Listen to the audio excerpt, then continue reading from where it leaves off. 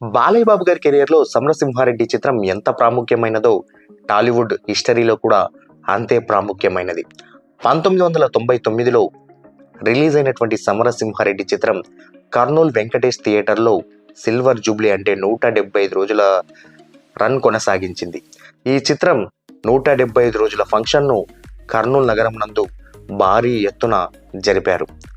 ఏపీలో ఎక్కడ జరగని విధంగా ఈ ఫంక్షన్ను కర్నూలు నగరంలో కని విని ఎరుగని రీతిలో అశేష జనాల మధ్య జరిపారనమాట.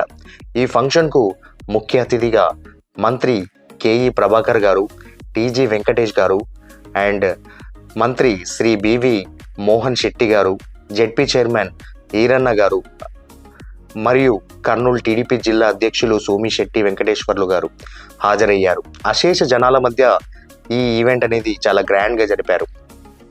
ఈ ఈవెంట్కు మన జయప్రకాష్ రెడ్డి గారు, అదే ఈ మూవీలో విలన్ అయినటువంటి మన వీర రాఘవరెడ్డి గారు కూడా అటెండ్ అయ్యారు. అండ్ డైరెక్టర్కు, హీరోకు అభిమానులు మరియు థియేటర్ యాజమాన్యం పర్సనల్గా కలిసి మరి ఆ మూవీ యొక్క 175 రోజుల షీల్డ్స్ని కూడా అందజేశారు. అండ్ ఈ ఫంక్షన్కు సహకరించినటువంటి జిల్లా టీడీపీ ఎమ్మెల్యేలకు అండ్ నందమూరి అభిమానులకు, బాలయ్య బాబు గారి అభిమానులకు ప్రత్యేకమైన కృతజ్ఞతలు తెలుపుతూ అప్పటి అభిమానులు ఇలా ఒక లేఖను కూడా విడుదల చేశారు.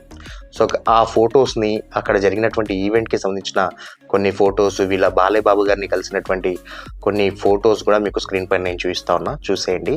అండ్ సమరసింహారెడ్డి రిలీజ్ మాత్రం మోత మోగిపోవాలి. మాస్ జాతర అంటే ఏంటో మరోసారి ప్రూవ్ చేయాలి. That's all for today. Bye guys.